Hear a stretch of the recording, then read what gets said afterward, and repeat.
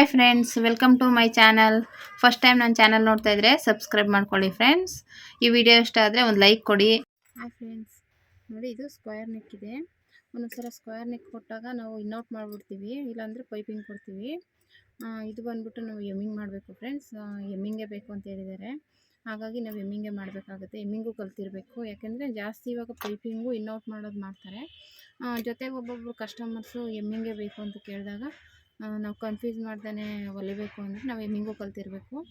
ಅದು ಹೇಗೆ ಸ್ಟಿಚ್ ಮಾಡೋದು ಅಂತ ನೋಡೋಣ ಬನ್ನಿ. ಆಮೇಲೆ ಅಳತೆ ಬ್ಲೌಸಲ್ಲಿ ಹೇಗಿರುತ್ತೋ ಅದೇ ರೀತಿ ಮಾಡಬೇಕಾಗುತ್ತೆ. ಇಲ್ಲ ಅವರು ಬೇಡ ಅಂದರೆ ಹೇಳ್ತಾರೆ, ನಮಗೆ ಅಳತೆ ಬ್ಲೌಸಲ್ಲಿ ಪೈಪಿಂಗ್ ಇದೆ, ನಮಗೆ ಎಮ್ಮಿಂಗ್ ಇದೆ, ಪೈಪಿಂಗ್ ಮಾಡಿಕೊಡಿ ಅಂತ ಹೇಳ್ತಾರೆ ಅವರು. ಇವಾಗ ಇವ್ರು ನಮಗೆ ಎಮ್ಮಿಂಗೇ ಬೇಕು, ಬ್ಲೌಸಲ್ಲಿ ಹೇಗಿದೆ ಹಾಗೇ ಬೇಕು ಅಂತ ಹೇಳಿರೋದ್ರಿಂದ ನಾನು ಎಮ್ಮಿಂಗ್ ಮಾಡ್ತಾಯಿದ್ದೀನಿ. ಹಾಗೆ ಇದು ಹೇಗೆ ಮಾಡೋದು, ಎಮ್ಮಿಂಗು ಸ್ಟಿಚ್ ಮಾಡ್ಕೊಳ್ಳೋದು ನೋಡೋಣ ಬನ್ನಿ. ಇದನ್ನು ನೋಡಿ ನಾನು ಈ ರೀತಿ ಇಟ್ಕೊಂಡಿದ್ದೀನಿ. ಇದಕ್ಕೆ ಫ್ರೆಂಡ್ಸ್ ನಾವು ಯಾವಾಗಲೂ ಕಾಟನ್ನು ಲೈನಿಂಗ್ ಕೊಡ್ತೀವಲ್ಲ ಆ ಪೀಸೇ ತೊಗೋಬೇಕು, ಮೇನ್ ಪೀಸ್ ತೊಗೋಬಾರ್ದು. ಮೇನ್ ಪೀಸು ಪೈಪಿಂಗ್ ಚೆನ್ನಾಗಿರುತ್ತೆ, ಇದು ಕಾಟನ್ ಪೀಸ್ ಬಂದ್ಬಿಟ್ಟು ಎಮ್ಮಿಂಗಿಗೆ ಚೆನ್ನಾಗಿರುತ್ತೆ. ಎಮ್ಮಿಂಗಿಗೆ ಯಾವಾಗಲೂ ನಾವು ಕಾಟನ್ ಪೀಸೇ ತೊಗೋಬೇಕು. ಮತ್ತು ಇದನ್ನು ಅಷ್ಟೇ ನಾವು ಕ್ರಾಸಾಗೆ ತೊಗೋಬೇಕು. ಈ ರೀತಿ ಕ್ರಾಸಾಗೆ ಕಟ್ ಮಾಡ್ಕೋಬೇಕು. ನಾವು ಎಮ್ಮಿಂಗ್ ಆಗಲಿ ಪೈಪಿಂಗ್ ಆಗಲಿ ಕ್ರಾಸಾಗಿ ಇದೇ ರೀತಿಯೇ ಕಟ್ ಮಾಡ್ಕೋಬೇಕು ಫ್ರೆಂಡ್ಸ್, ಅದರಲ್ಲೇನು ಚೇಂಜ್ ಇರೋಲ್ಲ. ಈ ರೀತಿ ಕಟ್ ಮಾಡ್ಕೋಬೇಕು ಫ್ರೆಂಡ್ಸ್. ಇದು ಬಂದ್ಬಿಟ್ಟು ಎಮ್ಮಿಂಗ್ ಮಾಡೋದಕ್ಕೆ ಪೀಸ್ಗಳನ್ನ ನಾವು ಕ್ರಾಸಾಗಿ ಕಟ್ ಮಾಡ್ಕೋಬೇಕು ಫ್ರೆಂಡ್ಸ್. ಎಮ್ಮಿಂಗ್ ಆಗಲಿ ಪೈಪಿಂಗ್ ಆಗಲಿ ನೋಡಿ ಈ ರೀತಿಯೇ ಕ್ರಾಸಾಗಿ ಕಟ್ ಮಾಡಿಕೊಂಡು ಜಾಯಿಂಟ್ ಮಾಡ್ಕೋಬೇಕು. ಇದಕ್ಕೆ ಮುಖ್ಯವಾಗಿ ಫ್ರೆಂಡ್ಸ್ ಕಾಟನ್ ಬಟ್ಟೆ, ಲೈನಿಂಗ್ ಬಟ್ಟೆನೇ ತೊಗೋಬೇಕು. ನೀವು ಮೇನ್ ಪೀಸಲ್ಲಿ ತೊಗೊಳಕ್ಕೆ ಹೋಗಬಾರ್ದು. ನೋಡಿ ಈ ರೀತಿ ಕಾಟನ್ನಲ್ಲೇ, ಅದು ಲೈನಿಂಗ್ ಬಟ್ಟೆಲ್ಲೇ ನೀವು ಫೋಲ್ಡ್ ಮಾಡಿ ಈ ರೀತಿ ಫೋಲ್ಡ್ ಮಾಡ್ಕೋಬೇಕು. ಸ್ಟಿಚ್ ಮಾಡಿ ಜಾಯಿಂಟ್ ಮಾಡಿಕೊಂಡು ಈ ರೀತಿ ಫೋಲ್ಡ್ ಮಾಡ್ಕೋಬೇಕು ಒಂದೇ ಮಾರ್ಜಿನಲ್ಲಿ. ಈ ರೀತಿ ಮಾಡಿಕೊಂಡೇ ಹೊಲಿಬೇಕು. ಮೇನ್ ಪೀಸ್ ಹೊಲಿದ್ರೆ ಸರಿಯಾಗಿ ಬರೋಲ್ಲ ಫ್ರೆಂಡ್ಸ್. ಇದು ಕ್ರಾಸಲ್ಲಿ ತಿರುಗಿಸ್ಕೊಂಡು ಸ್ಟಿಚ್ ಮಾಡಬೇಕಾಗತ್ತೆ. ಹಂಗಾಗಿ ನಮಗೆ ಈ ರೀತಿ ಇದೇ ಅಲ್ಲ, ಕ್ರಾಸ್ ಆಗಲಿ ಇಲ್ಲ ಎಮ್ಮಿಂಗಿಗೆ ಮಾತ್ರ ನೀವು ಈ ಥರ ಕಾಟನ್ನು ಲೈನಿಂಗ್ ಪೀಸ್ನೇ ಕೊಡಬೇಕು. ಅದು ಬಿಟ್ಬಿಟ್ಟು ನೀವು ಮೇನ್ ಪೀಸ್ ಕೊಟ್ಟರೆ ಚೆನ್ನಾಗಿ ಬರೋಲ್ಲ, ಫಿನಿಶಿಂಗ್ ಇರೋಲ್ಲ, ಎಳೆಗಳು ಬಿಟ್ಕೊಂಡ್ಬಿಡುತ್ತೆ, ಬಿಚ್ಕೊಳ್ಳೋ ಚಾನ್ಸ್ ಇರುತ್ತೆ. ಹಂಗಾಗಿ ನೀವು ಈ ರೀತಿ ನೋಡಿ ಒಂದೇ ಮಾರ್ಜಿನಲ್ಲಿ ಸ್ಟಿಚ್ ಆದಮೇಲೆ ನಮ್ಗೆ ಎಷ್ಟು ಸ್ಟಿಚಿಂಗ್ ಬೇಕೋ ಅಷ್ಟು ಬಿಟ್ಟು ಇನ್ನು ಎಕ್ಸ್ಟ್ರಾ ಬಟ್ಟೆನ ಕಟ್ ಮಾಡ್ಕೊಬಿಡ್ಬೇಕು ಫ್ರೆಂಡ್ಸ್. ಒಂದು ಸ್ವಲ್ಪ ಜಾಸ್ತಿನೇ ತೊಗೊಂಡಿರಬೇಕು, ಯಾಕೆಂದರೆ ಇದು ನಾವು ಹಿಂಗೆ ಫೋಲ್ಡ್ ಮಾಡಬೇಕಲ್ವಾ, ನೋಡಿಕೊಂಡು ಎಕ್ಸ್ಟ್ರಾ ಇದ್ರೇ ಒಂದು ಮಾರ್ಜಿನಲ್ಲಿ ಕಟ್ ಮಾಡ್ಕೋಬೋದು, ಇಲ್ಲಾಂದರೆ ಒಂದು ಏರುಪೇರು ಆಗೋ ಚಾನ್ಸ್ ಇರುತ್ತೆ. ಹಂಗಾಗಿ ನಮ್ಗೆ ಎಷ್ಟು ಇವಾಗ ಅದು ಫೋಲ್ಡ್ ಮಾಡಿ ಎಮ್ಮಿಂಗ್ ಮಾಡೋಕ್ಕೆ ಸ್ಟಿಚ್ ಮಾಡೋಕ್ಕೆ ಬೇಕೋ ಅಷ್ಟು ಬಿಟ್ಟು ಇನ್ನು ಮಿಕ್ಕಿದ ಎಕ್ಸ್ಟ್ರಾ ಬಟ್ಟೆನ ಈ ರೀತಿ ಕಟ್ ಮಾಡ್ಕೊಂಬಿಡ್ಬೇಕು ಫ್ರೆಂಡ್ಸ್.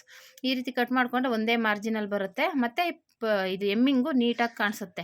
ಇಲ್ಲ ಒಂಚೂರು ಏರು ಪೇರು ಆ ಥರ ಕಾಣಿಸುತ್ತೆ. ಹಂಗಾಗಿ ಈ ಥರ ಒಂದೇ ಮಾರ್ಜಿನಲ್ಲಿ ಕಟ್ ಮಾಡ್ಕೊಂಬಿಟ್ರೆ ಚೆನ್ನಾಗಿರುತ್ತೆ. ಈ ರೀತಿ ನೋಡಿ ಬ್ಲೌಸ್ ಪೀಸ್ನ ಈ ರೀತಿ ಇಟ್ಕೋಬೇಕು. ಈ ರೀತಿ ಇಟ್ಕೊಂಡ್ಬಿಟ್ಟು ಇವಾಗ ನಾವು ಮುಂದೆಯಿಂದ ಇವಾಗ ಸ್ಟಿಚ್ ಮಾಡ್ಕೋಬೇಕು.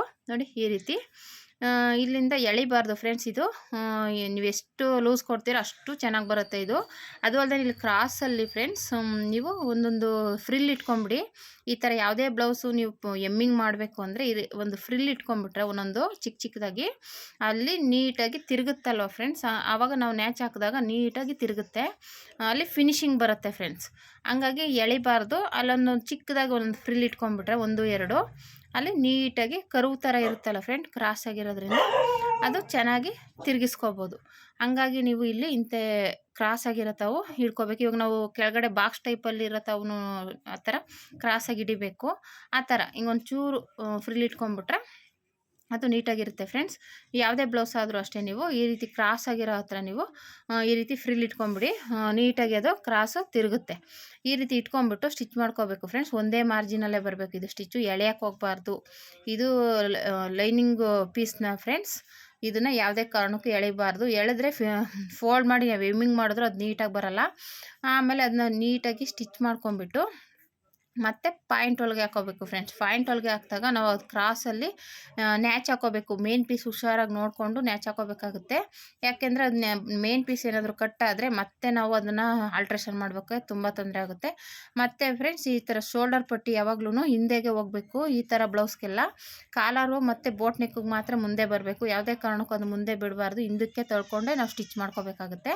ನೋಡಿ ಇಲ್ಲಿ ಕ್ರಾಸ್ ಆಗಿರೋ ಹತ್ರ ನೀಟಾಗಿ ಅದನ್ನು ಹಿಂಗೆ ಉಲ್ಟಾ ತಿರುಗಿಸ್ಕೊಂಡು ನಾವು ಇಲ್ಲಿ ತಿರುಗಿಸ್ಕೋಬೇಕಾಗುತ್ತೆ ಫ್ರೆಂಡ್ಸ್. ಈ ಬಟ್ಟೆನ ನಾವು ಪಟ್ಟಿ ಕೊಡ್ತಾ ಇದ್ದೀವಲ್ಲ ಅದನ್ನು ಎಮ್ಮಿಂಗ್ ಪಟ್ಟಿನ ನೀಟಾಗಿ ಇಲ್ಲಿ ನಾವು ಇಲ್ಲಿ ಬಾಕ್ಸ್ ಟೈಪ್ ಮಾಡ್ತಾ ಇರೋದ್ರಿಂದ ಅದನ್ನು ನೀಟಾಗಿ ಈ ರೀತಿ ನೋಡಿ ಇಲ್ಲಿ ತಿರುಗಿಸ್ತಾ ಇದ್ದೀನಲ್ಲ, ಆ ರೀತಿ ತಿರುಗಿಸ್ಕೊಂಡು ಮೂಲೆಯಲ್ಲಿ ಸೂಜಿನ ಕೆಳಗಿಳಿಸ್ಬಿಟ್ಟು ತಿರುಗಿಸ್ಕೋಬೇಕಾಗುತ್ತೆ ಫ್ರೆಂಡ್ಸ್.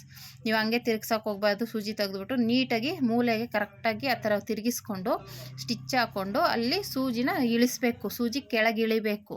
ಸೂಜಿ ಇಳಿಸ್ಬಿಟ್ಟೆ ನೀವು ಆಮೇಲೆ ತಿರುಗಿಸ್ಕೋಬೇಕು. ಈ ಥರ ಮೂಲೆ ಥರ ಇರೋ ಹತ್ರ ನೀವು ಈ ರೀತಿ ಸೂಜಿ ಕೆಳಗೆ ಇಳಿಸ್ಬಿಟ್ಟು ತಿರುಗಿಸ್ಕೊಂಡ್ರೆ ಅದು ಶೇಪು ಕರೆಕ್ಟಾಗಿ ಬರುತ್ತೆ. ಇಲ್ಲ ಅಂದರೆ ಅದು ಶೇಪ್ ಚೆನ್ನಾಗಿ ಬರೋಲ್ಲ. ಯಾವುದೇ ಕಾರಣಕ್ಕೂ ಈ ಸೂಜಿನ ಕೆಳಗೆ ಇಳಿಸ್ಬಿಟ್ಟೆ ನೀವು ತೊಗೋಬೇಕಾಗುತ್ತೆ. ನೋಡಿ ಈಗ ಇದೇ ರೀತಿ ಇದು ನೇರವಾಗಿ ಮತ್ತೆ ಸ್ಟಿಚ್ ಹಾಕ್ಕೊಂಡು ಮತ್ತೆ ಮೂಲೆ ಬರುತ್ತಲ್ಲ ಬಾಕ್ಸ್ ಟೈಪಲ್ಲಿ, ಅಲ್ಲೂ ಇದೇ ರೀತಿ ನೋಡಿ ಅದೇ ರೀತಿ ಅದನ್ನ ತಿರುಗಿಸ್ಕೋಬೇಕು. ಮತ್ತೆ ಸ್ಟ್ರೇಟಾಗಿ ಸ್ಟಿಚ್ ಹಾಕಿ ಅಲ್ಲೂ ಮೂಲೆ ಅಲ್ವಾ, ಅಲ್ಲೂ ಸೂಜಿನ ಕೆಳಗಿಳಿಸ್ಕೊಂಡು ನಾವು ಮತ್ತೆ ಸ್ಟಿಚ್ ಹಾಕೋಬೇಕು ಫ್ರೆಂಡ್ಸ್. ಸ್ಟಿಚ್ ಹಾಕೊಂಡಾದ್ಮೇಲೆ ಮತ್ತೆ ಸ್ಟ್ರೇಟಾಗಿ ನಮಗೆ ಯಾವ ರೀತಿ ಬರುತ್ತೆ ಆ ರೀತಿ ಸ್ಟ್ರೇಟಾಗಿ ಸ್ಟಿಚ್ ಮಾಡ್ಕೊಂಡು ಹೋಗಬೇಕು. ಈ ರೀತಿ ಮಾಡೋದ್ರಿಂದ ತುಂಬ ಚೆನ್ನಾಗಿ ಬರುತ್ತೆ ಎಮ್ಮಿಂಗು. ಇದಾದಮೇಲೆ ನಾವು ಎಮ್ಮಿಂಗ್ ಮಾಡ್ಕೋಬೇಕು.